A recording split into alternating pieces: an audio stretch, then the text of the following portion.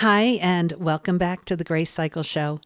I'm your host, Karen Dittman, and our goal here is for you to stop trying harder in your relationship with God and find a different way to grow through His grace.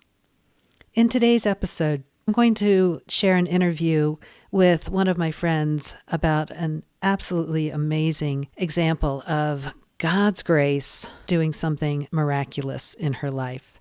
But before we get started, do you feel like you're running on life's hamster wheel and it just won't stop? If so, I invite you to take my quiz, How Fast is Your Hamster Wheel Spinning?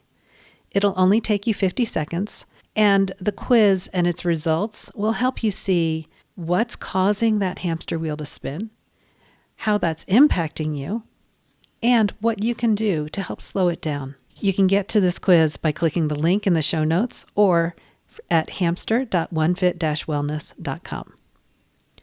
Today, I'm going to share with you an interview with my friend Sylvia Stevenson. Sylvia and I met through a Bible study probably almost 10 years ago. We were in a small group together. And we have continued to stay in touch, even though she moved away from Colorado, where I live, to Texas. Sylvia is an 80-year-old woman, and she has a beautiful ministry of encouraging others. And she has been such an encouragement to me as we've reconnected over the last year or so, constantly sending me words of encouragement, memes, notes each day. It's really beautiful. So I'm excited for you to hear this story of what happened to Sylvia and how God met her there and did something miraculous. Well, Sylvia, thank you so much for joining me today. And I know you have an incredible story about something that happened that it's even a miracle, from what I understand, that you're still here. So why don't you share your story of God's grace with us? Okay. To begin, I went to take a shower, and during the process of the shower, I had a stroke. Didn't realize I had a stroke until I tried to get up from the bathtub and realized that my whole right side was paralyzed. I had no notice, no headaches, no problems. I had no medical problems, but I had a stroke. And today, the doctors still don't know why I had a stroke. That's been a mystery. But it paralyzed me from the right shoulder to the right toe, the whole right side of my body. Mm. And I stayed there in the bathtub and tried to find all kinds of ways to get out with no luck, and bumped my head 3 times trying to get out with one side working of my body. So finally, I stopped trying to do that and settled in for the evening because it seemed like I went into the shower at 10:30 in the morning, but it seemed like when I finally gave up on trying to get out of the tub, it was dark because all I could see was a little bathroom window. That's the only light that I had for outside. And it was dark. So I tried to settle in for the night and thought, well, okay, this is where I am. Somewhere between that time and the next day, I saw this. It was a lot of ambulances. They were all backed up in a row, and they were putting people in the ambulances. And I was helping, I thought. And I said, "But you forgot me." And he turned around and said, "But you're where you're supposed to be." Mm. Wow. And So, I said, "Okay." I said, "You know better than me. So I'll just lay here." So I kind of just gave in and stopped trying to get out of the bathtub. And I during this time, I didn't want water. I didn't want for anything other than to get out the bathtub. I didn't have any water. I didn't drink any water. A lot of people ask me that when I tell them. They say, "Well, didn't you get thirsty?" I didn't think about being thirsty. I sung, I prayed, I talked to God, and I would go to sleep and I would wake up and I'd go to sleep and I would wake up. And I kept looking at the window, counting the days, I thought. I thought I was there 6 days, but mm, my friend, when they got me, said I was there 3 days in the bathtub. But after God said I was where I was supposed to be, I just gave in. And after 3 days of no medical attention, the hospitals decided that I wasn't going to be any good, that I would never be able to do anything. So they put me in a storage room with furniture until my daughter got there from Texas. And she got that cleared up. And they finally took me to an exercise room after 3 days of being in the hospital. Now, that's a total of 6 days. They finally took me to an exercise room and took me out of the wheelchair and laid me flat on my back. And the man asked me if I would raise my right leg. I raised it straight in the air. And he says, Wow. "Can you do that again?" And I said, I don't know. I did it again. And he says, "Hold that. I'll be back." So he went and got two people and he came back. He asked me to raise my leg. I said, "Am I doing something wrong?" He says, "No, no, no, no." He says, "We didn't think you'd be able to move anything, being paralyzed on that side." He says, "We just figured we weren't going to be able to work with you." He says, "But now we can work. We're going to go to work now." Wow. So finally, they started working, exercising and doing the things that they should have been doing all along with me. But they said I would never walk again. I couldn't live by myself. And I lived by myself for 7 years Mm. in Colorado. So all the things they said I couldn't do, I was determined that I was going to do. I taught myself to drive my car, and I didn't have it butchered to be specially, with the accelerator on the left side. They Mm-hmm. said I could have that done. I said, "I'm not gonna cut my car up like that. And I don't have the money to do that anyway." So I said, "I'm gonna get in the car." And I said, "I'm taking God with me. I'm gonna learn how to drive." And I did. Wow. I've been doing everything they said I couldn't do, I've done. And That I said, is by the grace of God, I'm still here. absolutely, that is so miraculous, Sylvia. That's amazing. Yeah. September 4th will be 16 years. 16 years since that day. And here Mm-hmm. you still are. Yeah. Wow. Wow. So, what I'm thinking about, because you have told me before that you spent 3 days in the bathtub with God. Mm-hmm. And you mentioned that you were praying, you were worshiping, you had this vision of all the ambulances and God saying, "No, it's not your turn yet." How did you really experience God? Was he there in a tangible way, or how did you experience him? For me, I felt I was in his arms. I felt I was secure. I was taken care of. That's why I didn't need water. I didn't need to go to the bathroom. I didn't need all the human things that we do. I didn't need those. I didn't think about them because I was in his arms. I didn't have to worry about nothing. When Mm, he told me that, I accepted him. I trusted what he said. I was where I was supposed to be. And he's in control of all my circumstances. He's always been. So I just left my body to him. mm.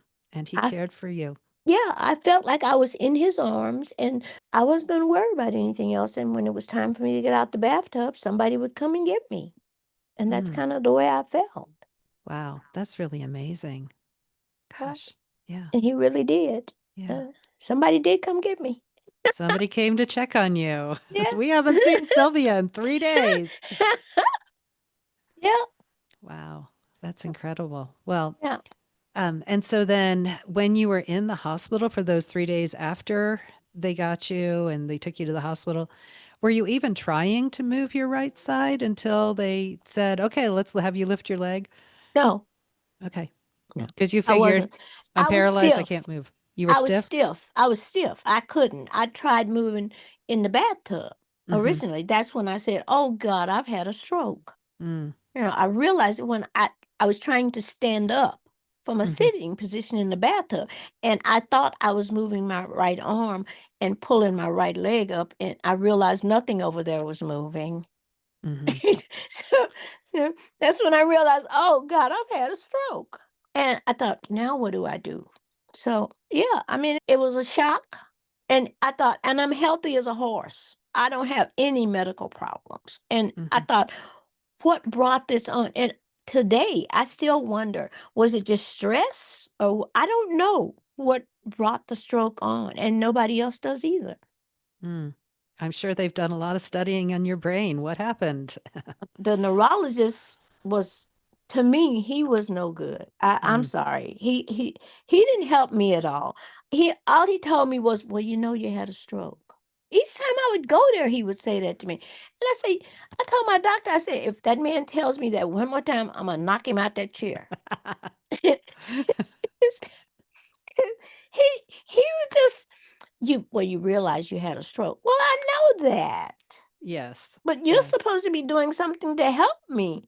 And I got the same problem right here with the neurologist here in Texas. They sent me to him in 2020.